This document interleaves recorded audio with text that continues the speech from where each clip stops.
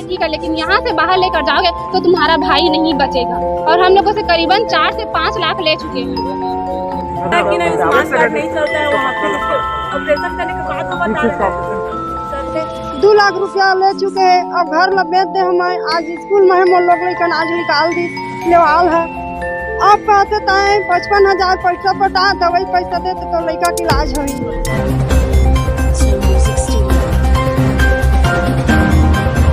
तो अभी हम खड़े हुए हैं कलेक्टर कार्यालय परिसर में। जैसा कि मैं कैमरामैन को बोलूँगा दिखाएंगे, अभी का वक्त भी बताऊंगा आपको, समय भी बताऊंगा और क्या परेशानी लेकर यहाँ लोग पहुँचे हैं ये भी बताऊंगा। जी हाँ, स्वास्थ्य की सारी योजनाएं को धत्ता बताते हुए प्राइवेट संस्थानों ने लूट मचा रखी है, जिसका एक हिस्सा, अहम हिस्सा एम्बुलेंस के ड्राइवर और उनके संचालक की बहुत महत्वपूर्ण भूमिका है।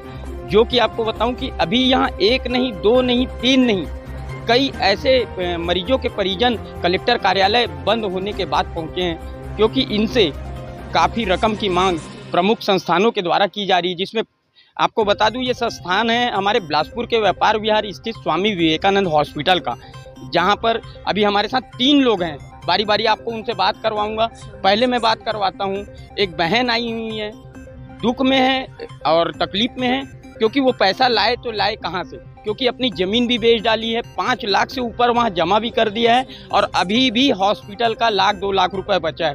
तो बात करेंगे कि मरीज का स्वास्थ्य कैसा है और हॉस्पिटल के द्वारा क्या कहा जा रहा है।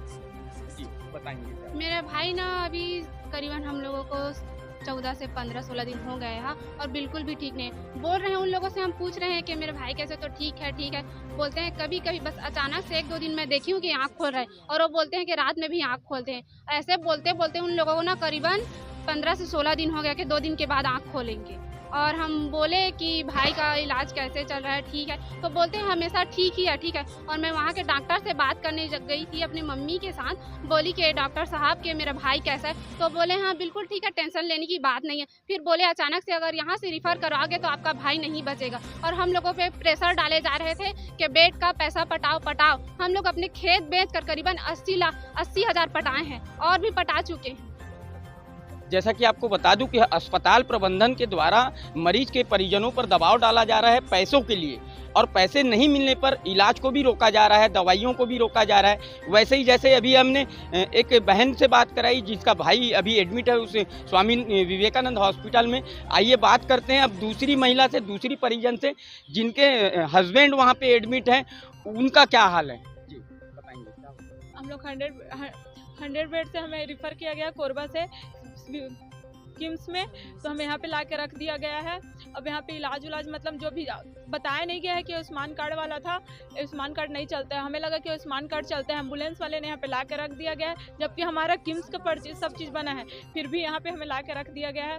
अब ऑपरेशन 2 बजे रात में बोले कि सीरियस से बढ़ते जा रहा है उनका जो भी है, तो फिर ऑपरेशन कराना पड़ेगा। तो ऑपरेशन के लिए हमने बोल दिया, उसके बाद ये पैसे मांग, उस टाइम ऑपरेशन करने से पहले कोई पैसे का डिमांड नहीं किया गया, तो कुछ भी नहीं। ऑपरेशन करने के बाद बोला जा रहा है कि अब इतना पैसा लगेगा, उतना पैसा लगेगा।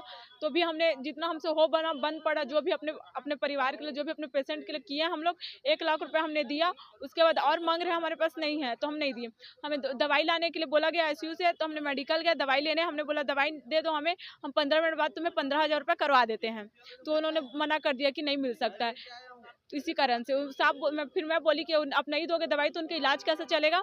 तो वो बोले कि अब इलाज नहीं चलेगा, उससे हमारा कोई दिक्कत नहीं, जब तक आप पैसा नहीं दोगे तब तक हम पैसा नहीं देंगे दवाई। हमारे 1 लाख रुपए और मांग रहे हैं हमसे। अभी क्या चाहते हैं मेरे पेशेंट का अच्छे से इलाज होए। जैसा कि मैं आपको बता दूं कि एक बहुत बड़ी किरदार निभा रहे हैं यहाँ पर एम्बुलेंस ड्राइवर जो हैं। सरकारी संस्थान से उनको ले जाना है कुछ पैसे के लिए, चंद पैसे के लिए इनका घर जमीन जायदाद सारी चीज़ को गिरवी रखवा के, जिसका पूरा मौका और फ़ायदा उठा रहे हैं प्रमुख संस्थानों के हॉस्पिटल के संचालक और वहाँ के स्टाफ, जहाँ पे पैसे को लेकर यहाँ तक कि मरीज के जान से खिलवाड़ तो हो ही रहा है, दवाइयों को भी रोक दिया जा रहा है। वैसे ही हम बात करेंगे आज एक बेटे के लिए भी एक माँ आई हुई है जी। ये स्वामी विवेकानंद हॉस्पिटल का ही ये मामला है। जितने लोगों से भी हम बात कर रहे हैं, ये ऐसा संस्थान है जहाँ पर लोग अभी शाम को 6 बजे 7 बजे कलेक्टर ऑफिस अपनी फरियाद लेकर पहुँचे हैं। तो ये हमारे शहर का, हमारे प्रदेश के स्वास्थ्य उपचार का, चिकित्सा का ये हाल है। अम्मा नमस्कार, बताओ क्या हुआ। मोर बेटा है उर्गा में एक्सीडेंट हो रही, एम्बुलेंस नान के मोला धोखा से बोल दिस, ओकर जेबड़ा के ऑपरेशन बा 30,000 पटा कहिस, गला का ऑपरेशन बा 12,000 पटा कहिस, पटा दे। अब मैं घर ला बेच के स्कूल में हाँ एक, अब मोर कर पैसा सिर आ गए। हाँ तब बोला थे नहीं जतनो पैसा दे, पैसा बैठ के रख कहा थे तब मैं काला दो। अब मोर बेटा सही सलामत जतन के नहीं देते, 15 दिन हो गए ना, अभी हाउस नहीं है, ना आँखें नहीं खोलाते, ना खाना ना कुछ नहीं। अब मैं पूरा गरीब हो गए। हाँ कहीं न कहीं आपको मैं ये बता दूं, एक बहुत बड़ी लापरवाही उजागर हो रही है।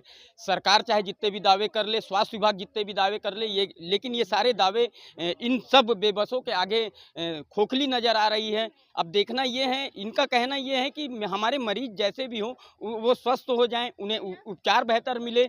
हमारा घर द्वार खेत खार तो हम बेच ही चुके हैं, अब चाहे जितना भी दबाव अस्पताल प्रबंधन हमारे ऊपर डालेगा, हम अपने आप को बेच के उसका पैसा देंगे। सरकारी योजनाएं भले एक किनारे रहे। मैं